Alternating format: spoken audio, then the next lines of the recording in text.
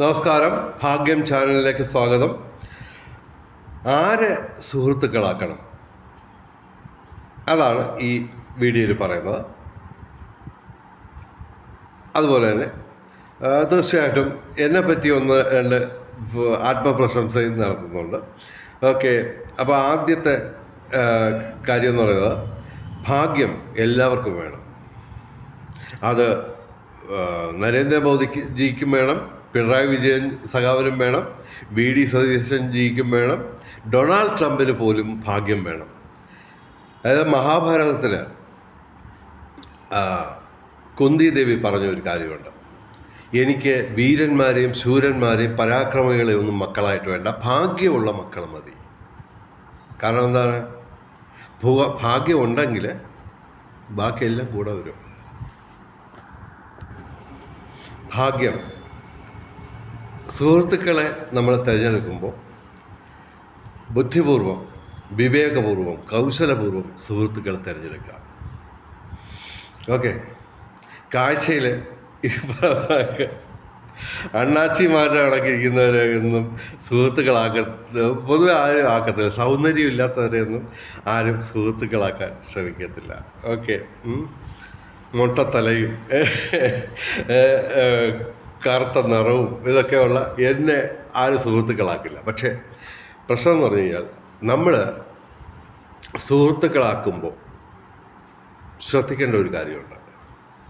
നമ്മൾ അവരുടെ മൂക്കും കണ്ണും കഷണ്ടി മറിക്കാനുള്ള തലയെക്കെട്ടും ഇതൊന്നും ശ്രദ്ധിക്കരുത്. മറിച്ച് പുതിയൊരാളുമായിട്ട് പരിചയപ്പെടുമ്പോൾ നമ്മൾ അയാളുടെ മുഖമോ മീശയോ താടിയോ ഒന്നുമല്ല നോക്കേണ്ടത്, പൊട്ട കണ്ണാടിയോ അല്ല നോക്കേണ്ടത്. മറിച്ച് ചുറ്റിനും നടക്കുന്ന കാര്യങ്ങൾ ശ്രദ്ധിക്കണം. അതായത് ഇപ്പോൾ ഏറ്റവും ഉദാഹരണത്തിന്, ഈ വീഡിയോ നിങ്ങൾ കണ്ടുകൊണ്ടിരിക്കുമ്പോൾ നിങ്ങളുടെ ചുറ്റിനും നടക്കുന്ന കാര്യങ്ങൾ ശ്രദ്ധിക്കുക. ഈ വീഡിയോ മുഴുവൻ കാണുക. അതിനിടയിൽ നിങ്ങളുടെ ചുറ്റിനും നടക്കുന്ന കാര്യങ്ങൾ ശ്രദ്ധിക്കുക. പോസിറ്റീവായിട്ടുള്ള കാര്യമാണ് നടക്കുന്നതെങ്കിൽ ഒരു സംശയം വേണ്ട, നിങ്ങൾ ഈ ചാനൽ സബ്സ്ക്രൈബ് ചെയ്യുക. ഞാൻ അവകാശപ്പെടുന്നത് എന്താണ്, എൻ്റെ ചാനൽ സബ്സ്ക്രൈബ് ചെയ്താൽ നിങ്ങൾക്ക് ഭാഗ്യാനുഭവങ്ങൾ ഉണ്ടാവുന്നതാണ്. ഒരുപക്ഷെ ലോകത്ത് തന്നെ വേറെ ആരും ഇതുപോലുള്ള ഒരു ചാനൽ നടത്തുന്നില്ല. നിരവധി സിമിലറായിട്ടുള്ള വിഷയങ്ങൾ കൈകാര്യം ചെയ്യുന്ന യൂട്യൂബ് ചാനലുകൾ ഒരുപാടുണ്ട്. പക്ഷേ പച്ചയായിട്ട് പറയുന്നു, എൻ്റെ ചാനൽ സബ്സ്ക്രൈബ് ചെയ്താൽ ഭാഗ്യം ഉണ്ടാവും. അല്ലെങ്കിൽ നിങ്ങൾ നോക്കുക, നിങ്ങളുടെ അനുഭവത്തിൽ നിന്ന്. അതായത് നിങ്ങൾ ഇപ്പോൾ ഇത് സബ്സ്ക്രൈബ് ചെയ്യുക, ഒരു പരീക്ഷണത്തിന് വേണ്ടി ഇതിപ്പോൾ സബ്സ്ക്രൈബ് ചെയ്യുക. എന്നിട്ട് ഇപ്പോൾ മുതൽ, ഈ പറയുന്ന ഈ സെക്കൻഡ് മുതൽ അടുത്ത ഒരു 1-2 മാസം നിങ്ങളുടെ ജീവിതത്തിൽ എന്തെങ്കിലും തരത്തിലുള്ള ഭാഗ്യാനുഭവങ്ങൾ ഉണ്ടാകുന്നുണ്ടോ, അതായത് സാധാരണ നടക്കാത്ത കാര്യങ്ങൾ സംഭവിക്കുന്നുണ്ടോ എന്ന് നിങ്ങൾ നോക്കുക. ഡെഫിനറ്റായിട്ടും നിങ്ങൾ സബ്സ്ക്രൈബ് ചെയ്യുക മാത്രമല്ല, ലൈക്ക് ചെയ്യുക, ഷെയർ ചെയ്യുക, കുറച്ച് കമൻ്റൊക്കെ പറയുക.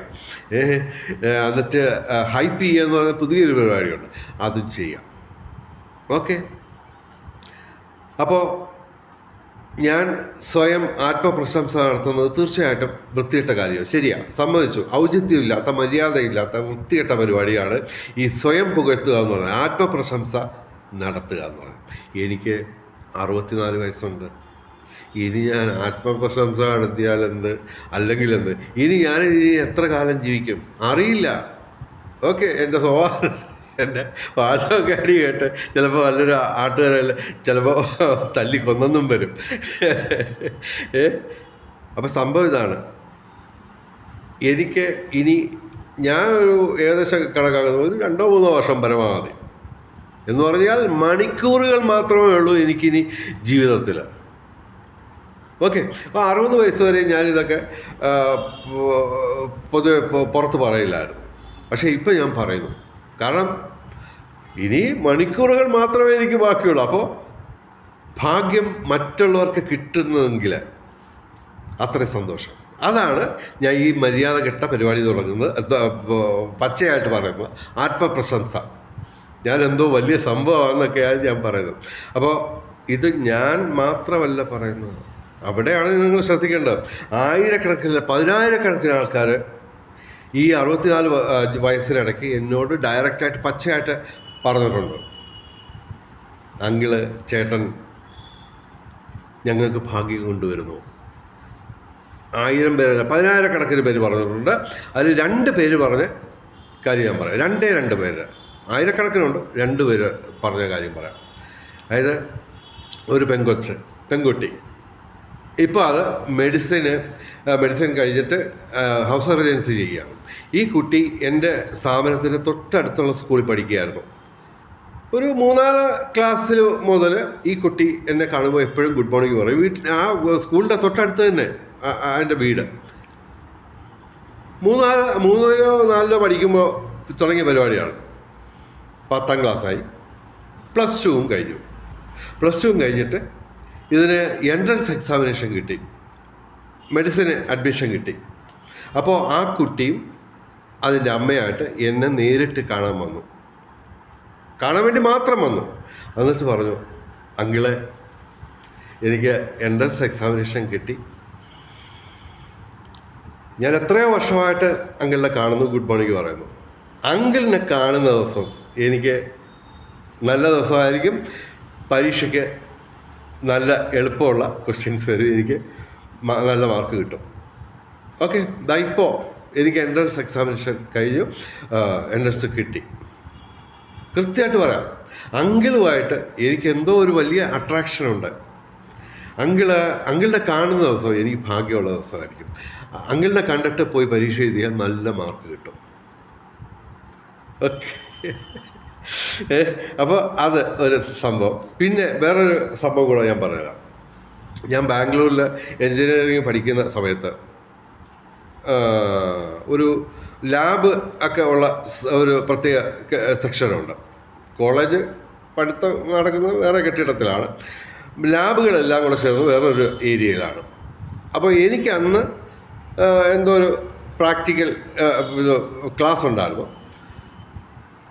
അതേസമയം വേറൊരു എൻ്റെ ജൂനിയറായിട്ട് പഠിച്ചിരുന്നവർ തന്നെ ഈ എന്താ പറയുക, നമ്മുടെ ഒരു ഫിസിക്സിൻ്റെ പ്രാക്ടിക്കൽ എക്സാമിനേഷനാണ്. അപ്പോൾ ഈ പല സെമസ്റ്റർ ആണല്ലോ, അപ്പോൾ ചിലർക്ക് പരീക്ഷയായിരിക്കും, ചിലർക്ക് ക്ലാസ് ആയിരിക്കും, അങ്ങനെ. അപ്പം ഞാൻ അതുവഴി ഇങ്ങനെ ലാബിൻ്റെ സൈഡിൽ കൂടെ ഒന്ന് പോകുമ്പോൾ എൻ്റെ ജൂനിയറായിട്ടുള്ളൊരു പയ്യനെ ഞാൻ കണ്ടു. അവൻ വലിയ ടെൻഷനിലായിരുന്നു. അപ്പോൾ എന്നെ കണ്ടു, ഹലോ പറഞ്ഞു, ഷേക്ക് ഹാൻഡ്. ഞാൻ ചോദിച്ചു, പരീക്ഷയാണോ? അല്ലെ, ഞാൻ പറഞ്ഞു ബെസ്റ്റ് ഓഫ് ലക്ക് പറഞ്ഞ് പോയി. 2 ആഴ്ച കഴിഞ്ഞ് ഇവനെ കണ്ടപ്പോൾ അവൻ പറഞ്ഞു, അതായത് ഞാൻ ഭയങ്കര ടെൻഷനിലായിരുന്നു അന്ന്, പക്ഷേ ജീസസ് ചേട്ടനെ കണ്ടതിന് ശേഷം എൻ്റെ ടെൻഷനെല്ലാം മാറിയെന്ന് മാത്രമല്ല, ആ പ്രാക്ടിക്കൽ എക്സാമിനേഷനിൽ ഏറ്റവും എളുപ്പമുള്ള എക്സ്പെരിമെൻ്റ് അവന് കിട്ടി. കാര്യം ഇങ്ങനെ നറുക്കിട്ടാണല്ലോ എടുക്കുന്നത്. അതിൽ അവന് ഏറ്റവും എളുപ്പമുള്ള, അവന് നന്നായിട്ട് അറിയാവുന്ന എക്സ്പെരിമെൻ്റ് തന്നെ അവന് കിട്ടി. സംഭവം പാസ്സാവുകയും ചെയ്തു. ഓക്കെ, അപ്പോൾ ഭാഗ്യം കൊണ്ടുവരുന്നു. ഓക്കെ, അപ്പോൾ സംഭവം എൻ്റെ ചാനൽ ഞാനുമായിട്ട് അല്പ സൗഹൃദത്തിലാവുക. ഓക്കെ, അപ്പോൾ നിങ്ങൾക്ക് ഭാഗ്യം കിട്ടും എന്ന് തന്നെയാണ് ഞാൻ അവകാശപ്പെടുന്നത്. ഓക്കെ, അപ്പോൾ എൻ്റെ ചാനൽ സബ്സ്ക്രൈബ് ചെയ്യാം. പിന്നെ 1-2 കാര്യങ്ങൾ പറഞ്ഞിട്ട് അവസാനിപ്പിക്കാം. അതായത് ഞാൻ പറഞ്ഞല്ലോ, കുന്തി ദേവി പറഞ്ഞിരുന്നു മഹാഭാരതത്തിൽ പറഞ്ഞു, എനിക്ക് ഭാഗ്യമുള്ള മക്കളെ മതി, വീരന്മാരെ ശൂരന്മാരെ ഒന്നും വേണ്ട, ഭാഗ്യമുള്ളവരെ. അതായത് ഭാഗ്യമുള്ളവരെ എങ്ങനെ അറിയാം? അതായത് ഇപ്പോൾ ഈ പറയുന്നതൊക്കെ ഒരു സ്ഥാപനത്തിലേക്ക് ഒരാൾ കയറി വരുന്നു, നമ്മുടെ സ്ഥാപനത്തിലേക്ക്, നമ്മൾ ജോലി ചെയ്യുന്ന സ്ഥാപനത്തിലേക്ക് ഒരാൾ കയറി വരുന്നു. അയാൾ വന്നതിന് ശേഷം എന്തൊക്കെയാണ് അവിടെ സംഭവിക്കുന്നത് എന്നുള്ളത് നമ്മൾ മനസ്സിലാക്കാം. ഇപ്പോൾ ഏറ്റവും ഉദാഹരണത്തിന് എൻ്റെ അനുഭവം തന്നെ ഞാൻ പറഞ്ഞുതരാം. അതായത് ഞാൻ പല സ്ഥാപനത്തിലൊക്കെ പോവും, ഞാൻ പെട്ടെന്ന് എപ്പോഴും ശ്രദ്ധിക്കാറുള്ള ഒരു കാര്യം ഇതാണ്. ഒരു ബേക്കറി ഉണ്ട്, തൊട്ടടുത്ത് ഒരു ബേക്കറി ഉണ്ട്. ആ ബേക്കറിയിൽ ഞാൻ ചെല്ലുമ്പോൾ അവിടെ ആരും കാണത്തില്ല. അതേസമയം ഞാൻ ചെന്ന് ഒരു 5 മിനിറ്റിനുള്ളിൽ ആ ബേക്കറി നിറയെ കസ്റ്റമേഴ്സ് വരും. ഇതിൻ്റെ രഹസ്യം എന്ന് പറഞ്ഞാൽ ഇതാണ്. ഓറ എന്ന് പറയുന്ന സംഭവമുണ്ട്. അതായത് ആത്മീയ ഊർജം. അതായത് പല ജന്മങ്ങളിൽ കൂടി നമ്മൾ ചെയ്തിട്ടുള്ള കർമ്മങ്ങളുടെ അടിസ്ഥാനത്തിൽ ഈശ്വരൻ്റെ അനുഗ്രഹം ഉള്ളവർക്ക് ഈ ഓറ ആത്മീയ ഊർജം കുറച്ച് കൂടുതലായിരിക്കും. അങ്ങനെയുള്ളവർക്ക് ഭാഗ്യം അട്രാക്റ്റ് ചെയ്യാനുള്ള കഴിവുണ്ട്.